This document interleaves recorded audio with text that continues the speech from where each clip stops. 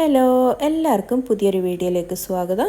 ഇന്ന് നമ്മൾ ഈസി ആയിട്ട് ഉണ്ടാക്കാൻ പറ്റുന്ന ഉന്നക്കായ പോളയുടെ റെസിപ്പിയാണ് നോക്കുന്നത്. ഇത് നമുക്ക് ഈവനിങ് സ്നാക്കായിട്ടും അതേപോലെ തന്നെ പെട്ടെന്നൊരു വിരുന്നാരൊക്കെ വന്നാൽ ഒരു 10-15 മിനിറ്റിനുള്ളിൽ തന്നെ ഉണ്ടാക്കി കൊടുക്കാൻ പറ്റുന്ന നല്ലൊരു ഈവനിങ് സ്നാക്കാണ്.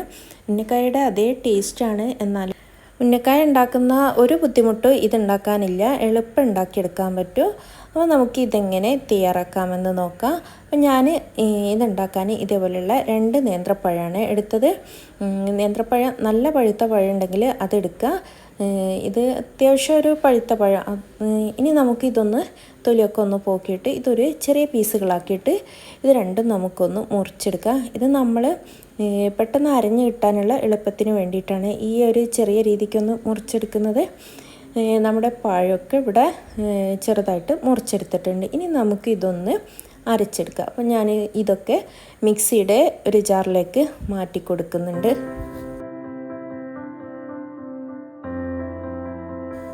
അടുത്തത് നമ്മൾ ഇതിലേക്ക് ഇട്ട് കൊടുക്കുന്നത് 3 കോഴിമുട്ടയാണ്.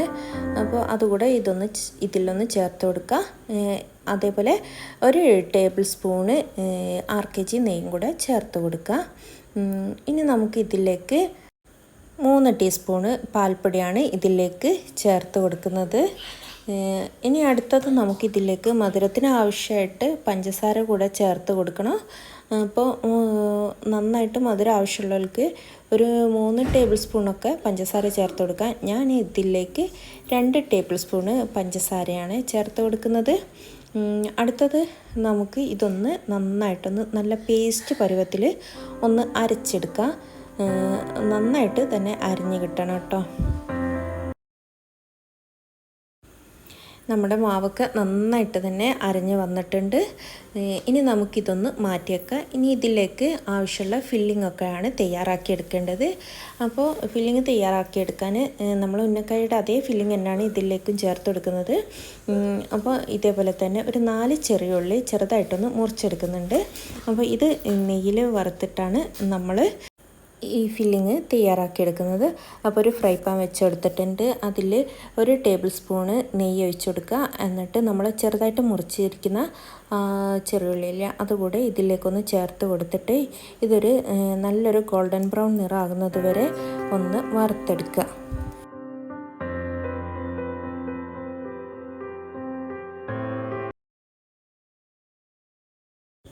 ഉള്ളിയൊക്കെ ഒന്ന് റെഡിയായി വരുന്ന ഈ ഒരു ടൈമിൽ നമുക്കിതിലേക്ക് കുറച്ച് നട്ട്സ് ഇട്ട് കൊടുക്കാം. കാഷ്യൂനട്ടോ അല്ലെങ്കിൽ ബദാമോ അങ്ങനെ എന്തെങ്കിലും ഇട്ട് കൊടുത്താൽ മതി. അപ്പോൾ നമുക്ക് ഈ മസാല കടിക്കുമ്പോൾ നല്ലൊരു ടേസ്റ്റ് ഉണ്ടാവും. അടുത്തത് നമ്മൾ ഇതിലേക്ക് ഒരു അരമുറി തേങ്ങ ചിരകിയതാണ് ചേർത്ത് കൊടുക്കുന്നത്. എന്നിട്ട് ഇതിലേക്ക് മധുരത്തിന് ആവശ്യമായിട്ട് ഒരു 2 ടേബിൾ സ്പൂണും കൂടെ പഞ്ചസാരയാണ് ചേർത്ത് കൊടുക്കുന്നത്. മധുരം നന്നായിട്ട് ആവശ്യമുണ്ടെങ്കിൽ 3-4 ടേബിൾ സ്പൂണ് പഞ്ചസാര ചേർത്ത് കൊടുക്കുക. ഇനി ഫ്ലേവറിന് വേണ്ടിയിട്ട് കുറച്ച് ഏലക്ക പൊടിച്ചതും കൂടെ ചേർത്ത് കൊടുക്കുക. എന്നിട്ട് നമ്മൾ ഈ മസാല ഒന്ന് നന്നായിട്ടൊന്ന് വറുത്തെടുക്കുക. നമ്മൾ ഉന്നക്കായയിൽ ഒക്കെ ഇടുന്ന ആ ഒരു സെയിം കളറിൽ ഈ ഒരു ഫില്ലിങ് തയ്യാറാക്കി കിട്ടണം. ഒരു നല്ലൊരു ഗോൾഡൻ ബ്രൗൺ നിറമാകുന്നത് വരെ ഒന്ന് വറുത്തെടുക്കുക. അപ്പോൾ നമ്മുടെ ഫില്ലിങ്ങൊക്കെ ഇവിടെ നന്നായിട്ട് റെഡിയായി വന്നിട്ടുണ്ട്. ഈ ഒരു രീതിക്ക് വേണം നമ്മുടെ ഫില്ലിങ് ഒന്ന് റെഡിയായി കിട്ടാൻ.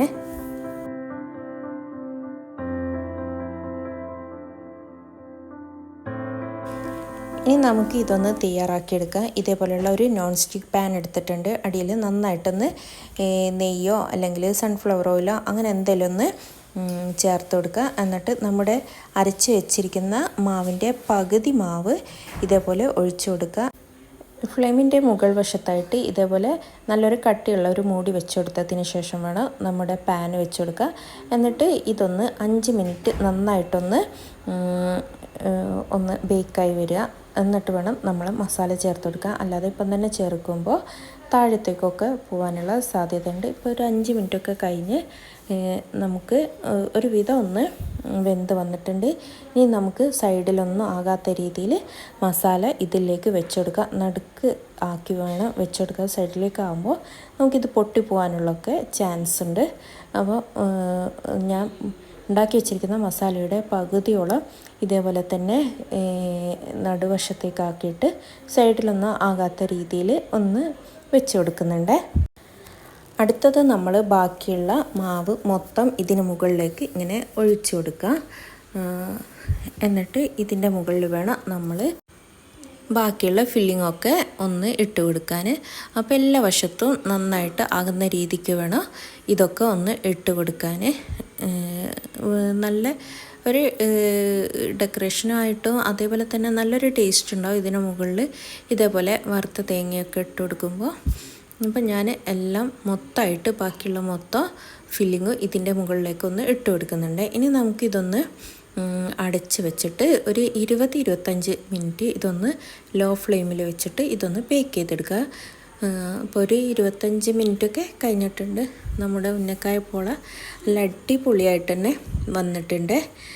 ഇനി നമുക്ക് ഇതൊന്ന് ഉള്ളൊക്കെ വെന്തിട്ടുണ്ടോ ഒന്ന് ടെസ്റ്റ് ചെയ്ത് നോക്കാം. ഒരു കത്തി എടുത്തിട്ട് ഇതേപോലെ ജസ്റ്റ് ഒന്ന് ഉള്ളിലേക്കൊന്ന് കുത്തി കൊടുക്കുന്നുണ്ട്. അപ്പം നല്ല ക്ലിയർ ആയിട്ട് കിട്ടുന്നുണ്ട്. അപ്പോൾ ഉള്ളൊക്കെ നന്നായിട്ട് വെന്തിട്ട് തന്നെ നമുക്കിതൊന്ന് കിട്ടിയിട്ടുണ്ട്. ഇനി നമ്മൾ ഇതിൻ്റെ മുകൾ വശത്ത് ഒന്നുകൂടെ ഒന്ന് വേവിച്ചെടുക്കണം.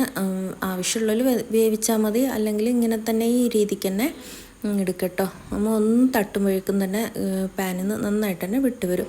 ഇനി നമ്മൾ അതേ സെയിം പാനിലേക്ക് തന്നെ ഇതേപോലെ ഇട്ട് കൊടുക്കുകയാണ് ചെയ്യുന്നത്.